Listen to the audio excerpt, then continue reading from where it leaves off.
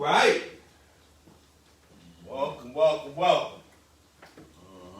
Good morning, everyone and everybody. Listen, ain't nobody wake up that happy every day. Man, yes they do. It must be that coffee. It must that coffee. Welcome to Coffee and Conversation. Oh, welcome to Coffee and Conversation. My name's Michael, one of your recovery coaches for today. And I am Greg, also one of your recovery coaches here at Coffee and Conversation. And I'm Karen, also a Capital Recovery Coach. All right, what we got on the agenda today? We got announcements going on. What we got here? We have Row tomorrow at 10. Oh, yes, Thursday. May 27th at the Community Hub at Downtown Delhi in Vineland. Oh, all right. All right, sound good. Good location, right? Switched it up on us, man. Yeah, they switched it up on us midstream, but we'll be in the building though. We'll definitely be there. Hopefully y'all can come out, or if y'all have any individuals that's in need of services to go away for any outpatient or even inpatient treatment or any services of that, please let us know. That's right. What about Friday? Friday we have our Walking Through Recovery at 11, and we meet at Mayor Atkins Drive and Washington Street.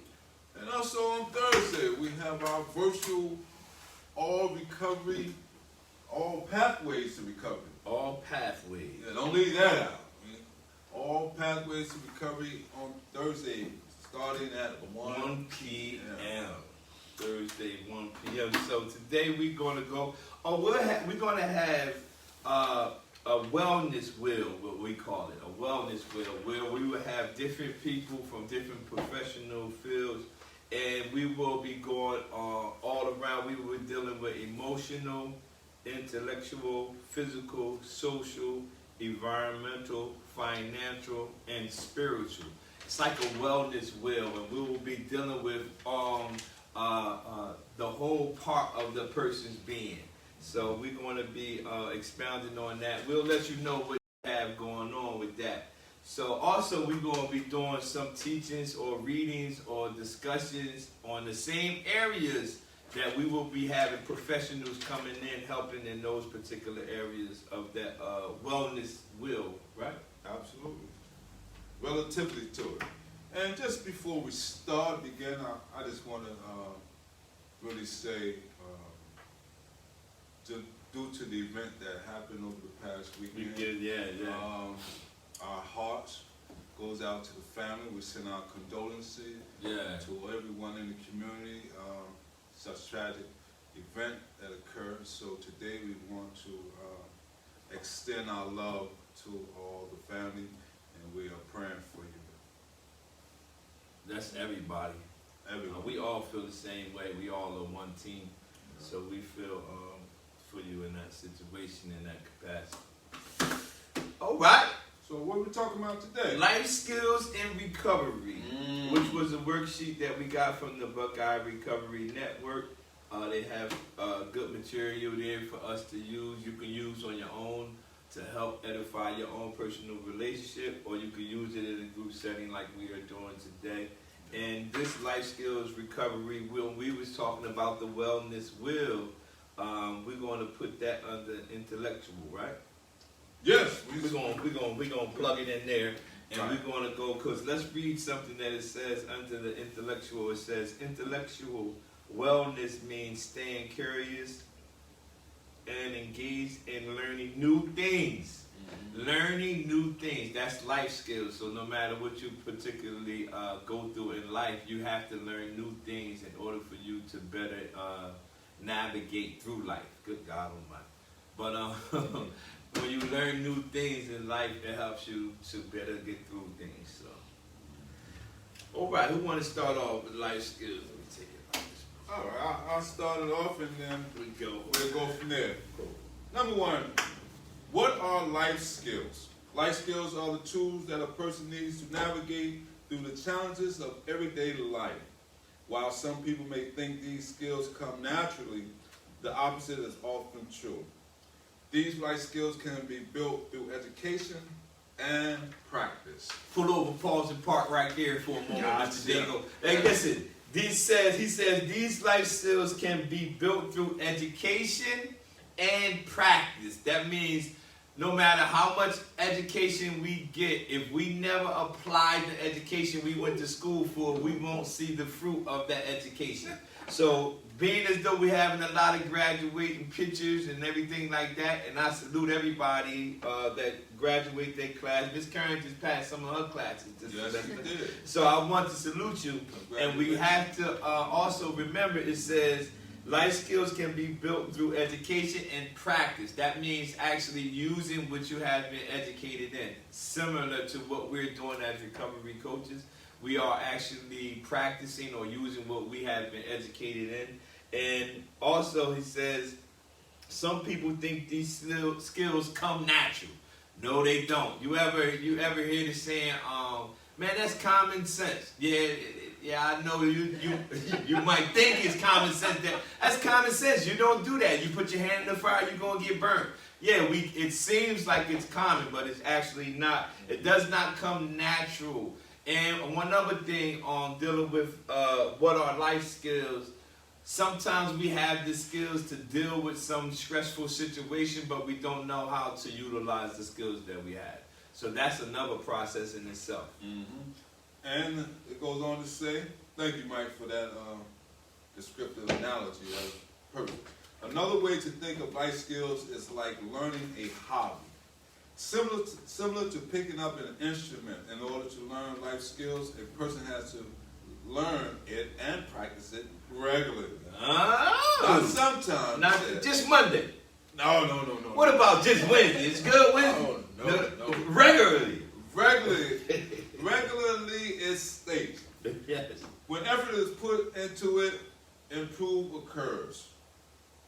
Recovering from substance use disorder in an addiction treatment facility is often the time people are taught vital life skills. Being in the facility is when you're taught the vital life skills. To be able to utilize the life skills, you're going to be in the field. Meaning you left the facility. Now, we give you the necessary coping skills or life skills while you're in the facility or going to the facility. However, when you go into the field, everything that you used to do will come to you and try to get you to come back to it. That's when you start to use the life skills that you learned in the treatment facilities. A lot of times people think once they go to the treatment facilities and come home, the thing is over. But it's a journey. It's not a one-time event. So these life skills that we are talking about, this is something that I think is profound, not only in people who are dealing with recovery situations or criminal lifestyle situations. This is universal. This is life skills you can learn when you're in school. You notice life skills you learn when you're in relationships. You can learn life skills throughout your life. But you got to remember that you have to practice them regularly in order for them to become a part of you. Well, go, Ms. Karen, you want it? The World Health Organization keys are areas of World Health Organization's key areas of life skills.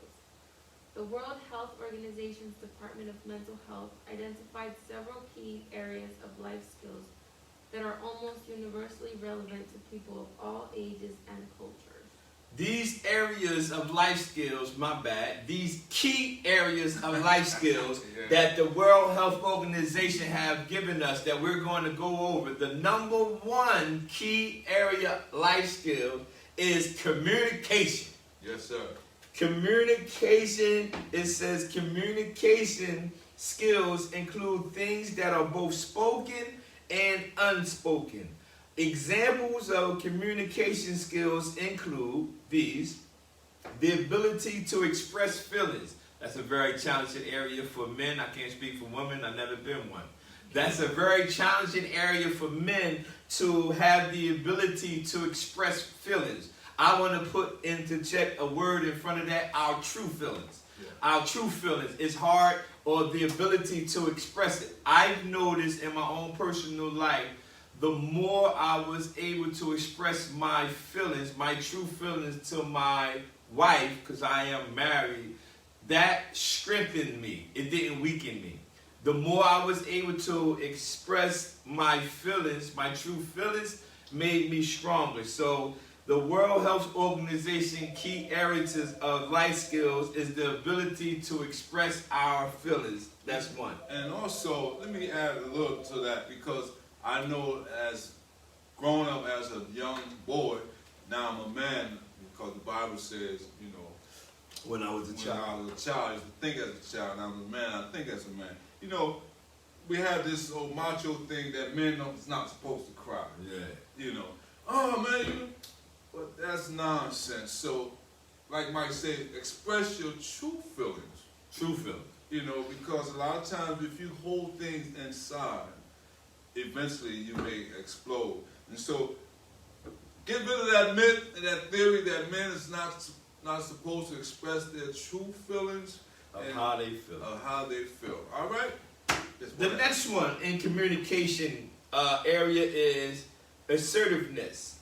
Be very assertive. Be firm. Don't be afraid to say no. Don't be afraid to say I can't do it. Don't be afraid to say I'm sorry.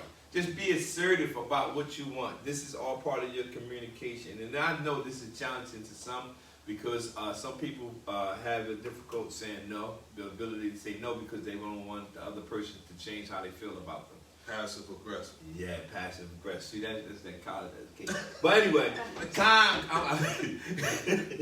conflict management and resolution. This is something that's very big in our society today. The inability to handle or deal with conflict management and the resolution. And that's why we have wars, that's why we have fightings, that's why we have some of the things, the crimes committed in our town, in our world, is because people don't know how to handle conflict, don't have the ability to communicate, to deal with conflict management and resolutions. Listening carefully to others, negotiating skills, and the ability to refuse.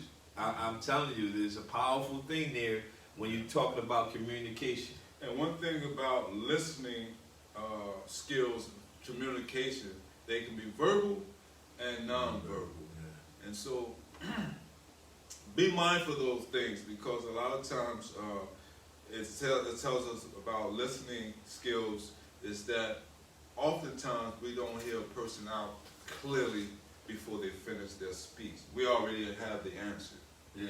And that's not a good skill to have. Are you done? Are you done?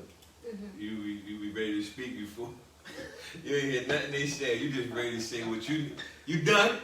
That's right. So listen clearly, and also be able to learn nonverbal skills as well. Yeah, that's a good one. Problem solving. Yep. You got who's up? Problem solving. Go ahead, Karen. Problem solving. Critical thinking and careful decision-making skills are important in helping a person guide their life. Problem-solving skills can help a person think about how their actions affect their future, as well as how their actions affect others. Sometimes a person who lacks problem-solving skills can only see one option when it comes to making a decision. Someone who has problem-solving skills can usually identify at least 2 or more solutions. This helps a person to choose what will ideally work best for them and their loved ones. Problem solving. That's good stuff. Real good. And especially when you're dealing with a conflict or a situation, there's many ways that you should view that situation and how to resolve it. You know, there's one way you can resolve it by either talking to someone, letting someone know how you're feeling or how the situation made you feel, or you can also walk away until you cool off, especially if you're in a heated situation. Learn some alternative ways of dealing with problems effectively.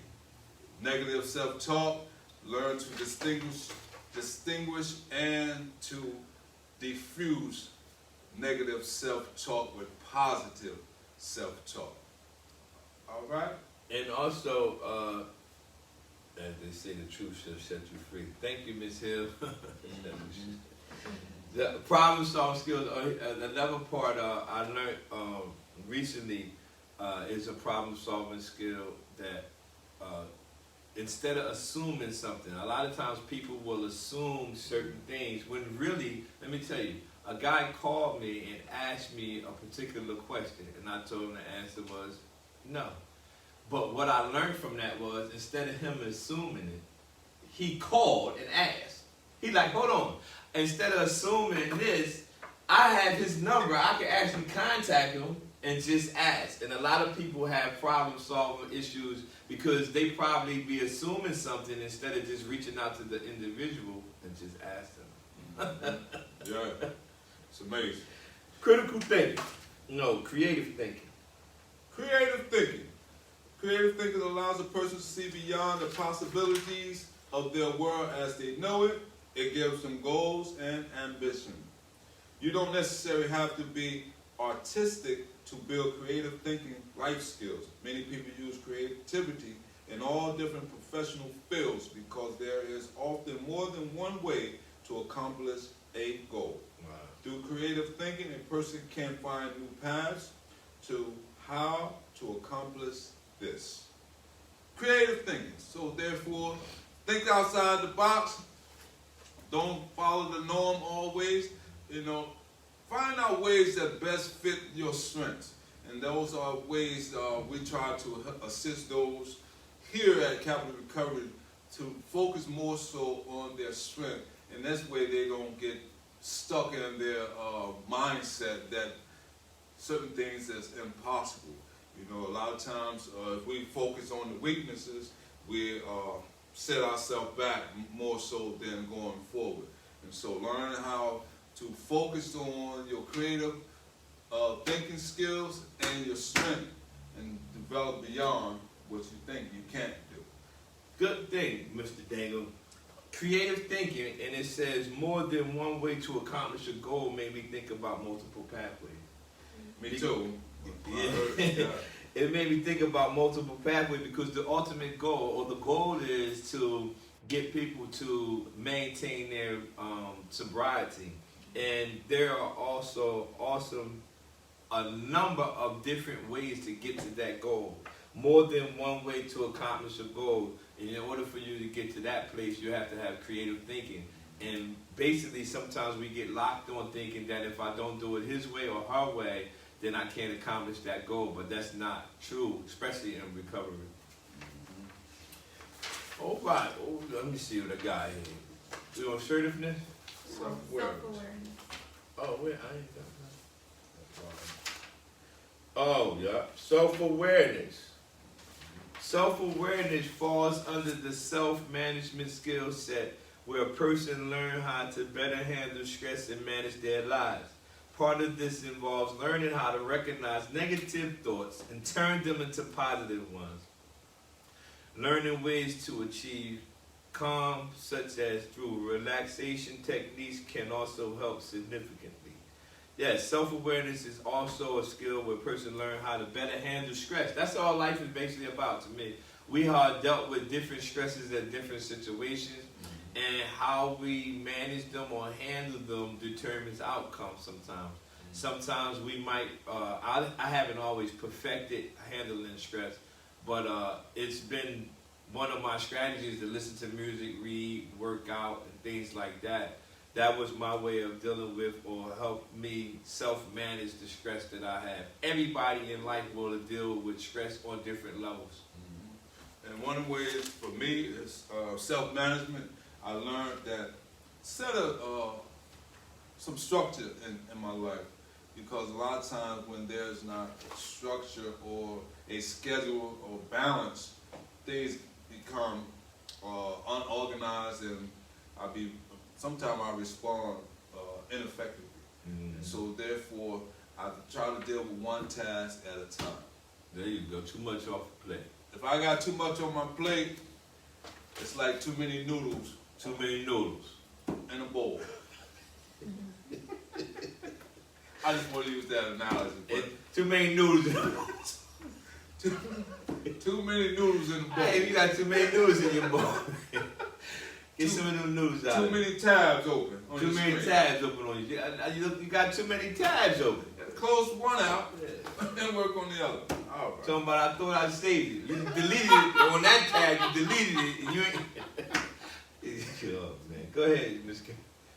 Assertiveness means that a person knows how to stand up for themselves, their thoughts, and their opinions when the right moment presents itself. A person who has the inability to be assertive may have difficulty refusing things that aren't good for them or succumb to peer pressure. Learning how to be assertive yet caring for others is a delicate balance that takes practice and effort. Definitely takes practice. Especially in recovery. Especially. You have to be assertive. Yeah. People, places, and things, Yeah. when people come up to you, when you fresh out of treatment, Yeah. rehab, listen, be assertive.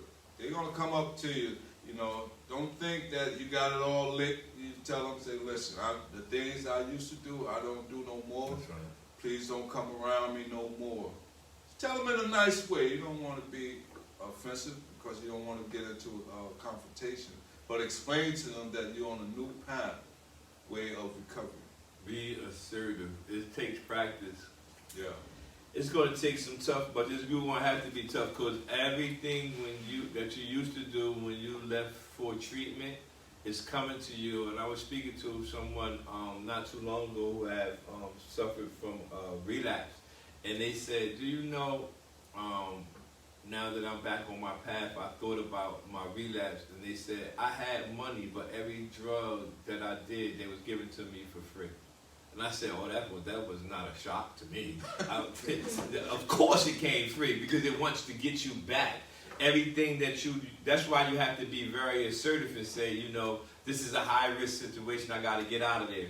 Even if you don't verbalize it to those individuals or you're not assertive enough to tell them that you don't want to be in that environment, remove yourself. You don't have to give an explanation why you're removing yourself. Just remove yourself. But in order for you to do that, you're going to have to be very assertive.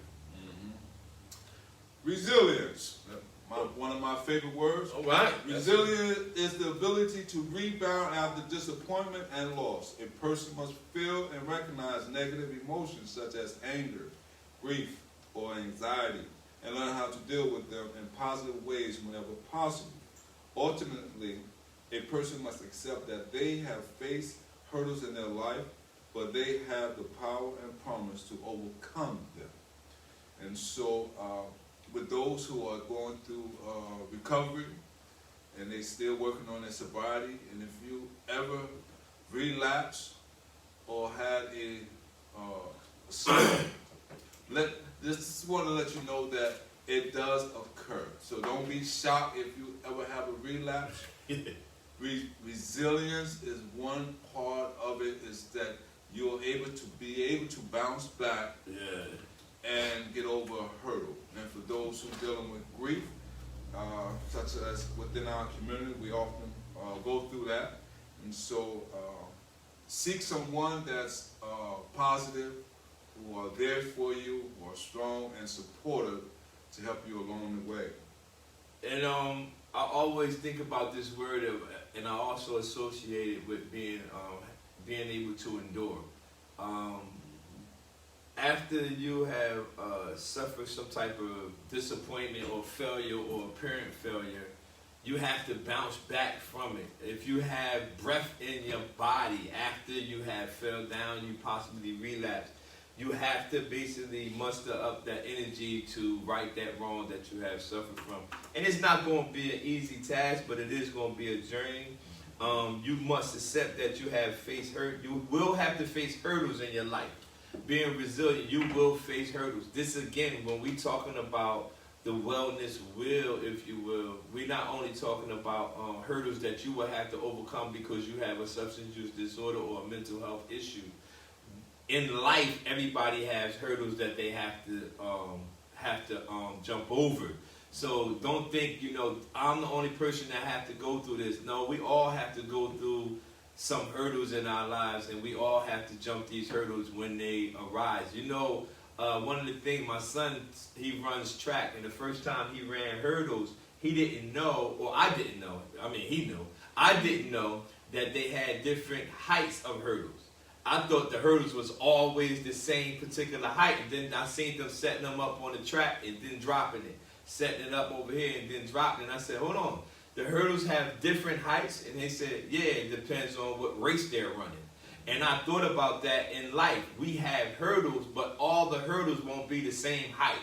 So sometimes you might have a little hurdle to jump over, and sometimes you might have a hurdle where you have to get back and get a running start. But no matter what, you have to be real resilient in that area. What else we got? Other common life skills. A variety of life skills exist. The following are some that are especially helpful in ensuing the achievement of goals. A willingness to learn. A person has to be willing to make several key changes in their lives and constantly reevaluate their goals. In addition, a person can build life skills by learning from these mistakes. Willingness to learn. A person must have to be willing. We have a term that we use all the time in the recovery arena is we have to meet the person where they are. If they're not willing to go to treatment or a loved one call you say, I want my relative to get some help, I appreciate your enthusiasm, but I need that person to have the same amount of enthusiasm. Now, again, it's nothing wrong for you to reach out for help for that individual. I had people reach out for me when I was struggling. However, it wasn't until I was willing to actually apply the things I was learning in treatment where I started to see the fruit from what I was going through. Especially willingness. And especially for those who I hear this quite often, and I'm quite sure everyone else here, that I'm programmed out. I'm programmed out. You know, I hear people say, I don't want to go back to no program. I'm programmed out. Yeah, that's true. And so you have to be willing to learn some new things. Yeah. You know, we don't know it all. I heard this quote once before. It says, when a person feels that they have reached their zenith or apex in learning in life, that's when they begin to descend. And so when a person thinks they know it all, they arrive. And so that's when we begin to tumble back down to reality that we don't know it all. And so don't give up. Be willing to learn some new things. Because, hey, you might read the book one time, you read it again, get something different. You're going to get a different understanding. Yeah. Willingness to learn. My pastor, I can't recall, I know where I heard it last. It was from him. And he said you have to be fat. And fat is faithful, available, and teachable. Mm-hmm. Faithful, available, and teachable. So willingness to learn, you have to be fat. And that's in every area of your life. Listening skills? Mm-hmm. Listening skills. It says social skills are a vital part of life skills. Listening skills are included in this. When a person can actively listen and interpret what a person is saying, they are better able to respond and understand what a person needs. Being a good listener is also an important part of being a good friend. Nice. Wow. Listening skills. Mm-hmm. Did you hear me? All part of being a good friend. A good friend. Right? All right, we've been going over this. We're going to have a wellness wheel. Right. And like we said, we're going to have professionals in each part of the wheel, the emotional. We're going to have somebody in a professional field that can help deal with, who have expertise in that field, to deal with people's emotions. The intellectual field, we will have individuals we can call on that can help in that area. Physical, go ahead. Physical, fitness, nutrition, exercise. Nice. I don't know, Mike might want to give up a tutorial. A tutorial. A walkthrough. Walkthrough, if you will, man, you know. All right. What else, Mike? What up? We got financial. We have somebody to come in and help, budgeting. How do you budget? That can be a training for everybody, not just the people who participate. Environmental and the spiritual side of the wellness wheel, the spiritual component. Remember, we talk about multiple pathways of recovery. Some individuals request spirituality as their pathway, and that's not to discredit any other pathway that's out there. There are multiple pathways, but we like to deal with the overall of the person. Like my man my professor say, Mr. Craig Daniels, he says, the holistics. Holistic. Every aspect, every spectrum of recovery needs to be addressed. That's right. And with that, again, my name is Michael Williams Jr. I'm one of the grateful recovery coaches at Capital Recovery Center. I'm just Craig. I'm also grateful as well. Grateful. And I'm Karen, also recovery coach. Hey, I say I'm grateful because I'm able to do something that I honestly will do for free. But I'm grateful that I'm able to actually get paid to do something that I love to do. Wow. That's valuable. Yeah.